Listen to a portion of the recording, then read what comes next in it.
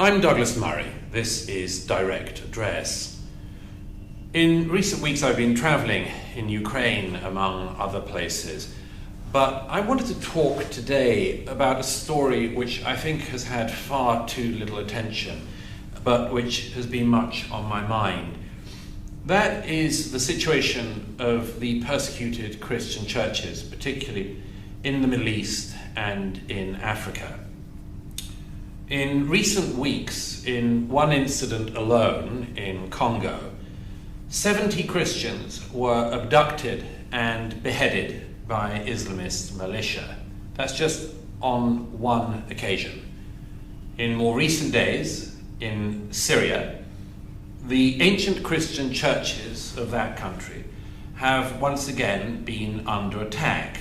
It turns out that the Islamists who now run Syria aren't that great or greatly concerned about protecting Christian minorities, and who could have seen that coming? But the real question about all this, which I hear from many people, including many readers, is why is there so little attention to this? Why is there so little news or reaction to atrocities like those I just described? And it's a good question, but it's one to which I think there is a rather obvious answer. You might not have noticed, but there actually isn't an Archbishop of Canterbury at the moment. It's quite an easy thing not to notice that. But if you do go to the ongoing social media threads of Lambeth Palace and so on, you'll find the usual pabulum. You'll find a lot of interfaith stuff. You'll find a bit of green stuff thrown in, of course, but next to nothing about the persecuted Christians of Syria, of Congo, and elsewhere.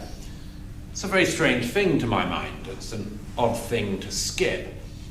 There is a pope at the moment. He's not well and could be forgiven for not being more outspoken perhaps for the time being, but it's still rather striking to me that the Roman Catholic Church also remains relatively silent about the killing and persecution of members of its own faith community. People say, well, how could this be? And I think in actual fact there's a very straightforward reason, which is worth lingering on. That's that they're scared. They're very scared. And arguably they have some right to be. The Christian church has a long memory, but you don't have to have an especially long memory to go back to 2006. That's when the then Pope, Benedict XVI, gave his famous Regensburg address. That address was a remarkable piece of work. Benedict, among other things, talked about the intersection of faith and reason.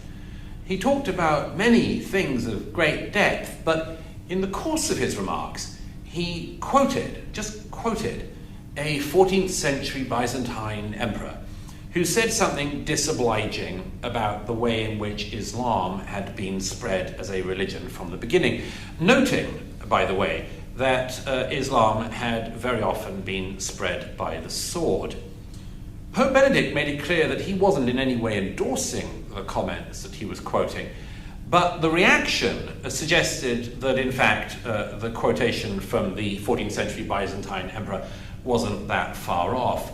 As usual, it seemed that people around the world who were offended by the Pope citing this Byzantine emperor were doing that usual thing of saying, you've got to say my religion is peaceful, otherwise I might kill you. And indeed, there were attacks on Christians in the wake of the Regensburg address around the world.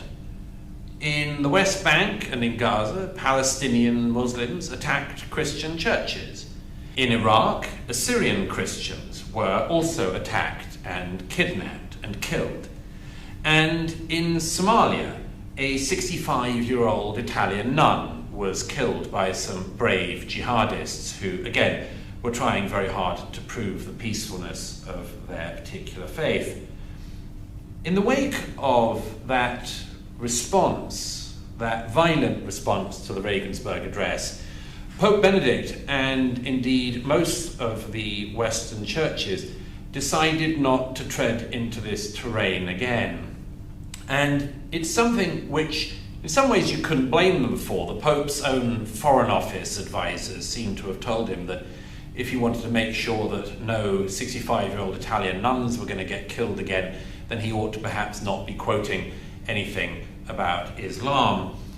But still, the silence from so many leaders of the Western churches about the situation of Christians in the persecuted churches is a subject which is deeply, deeply troubling. It's something I've written about before and researched quite a bit. Some 8 years ago or so, I was in northern Nigeria speaking to the persecuted churches there.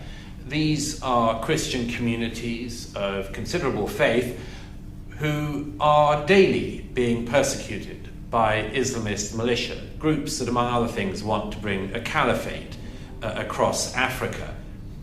It's remarkable hearing their stories firsthand. These are communities who regularly get bombed out in their churches, hunted down in fields, shot, macheted, and much more. I was very moved when I was with those communities to hear them praying the Lord's Prayer and hearing the fervour and the reality that they brought to the line of the Lord's Prayer, "Deliver us from evil." They really knew whereof they spoke. 10 years ago, I reported on the plight of Iraqi and Syrian Christians who were being persecuted by ISIS that was then in the ascendancy. I remember speaking to one woman from the area who had managed to escape to the West, and she said to me that she thought the only way that the Christian churches could survive would be for them to move from Iraq and Syria and gain sanctuary in the West. I remember saying to her, "Don't you think that's going to speed up the process of the end of these churches?" And she looked me in the eye and said to me, "It's the end anyway." That's always stuck with me because, of course, if it was the case that the ancient churches of Iraq, Syria, and elsewhere were chased out, then you have to ask where they'd be chased out from next and what would happen to the countries that they left behind. But the real question comes back to that one, why is there so little attention to this? The answer is, it's a very strange position to expect people to speak up for you and your community more than you're willing to speak up for yourselves. And so long as Christian leaders in the West ignore the plight of their own churches, as long as Christian leaders in the West remain so silent when Christians are being chased out of countries, massacred, beheaded, butchered in their places of worship, it'll be the case that many people around the world will continue to say, well, if the church doesn't speak up for its own, why should we speak up for it? So it doesn't solve the problem, but it would begin to solve the problem if the heads of the churches in the West remembered their persecuted brethren and actually said something on their behalf and for them.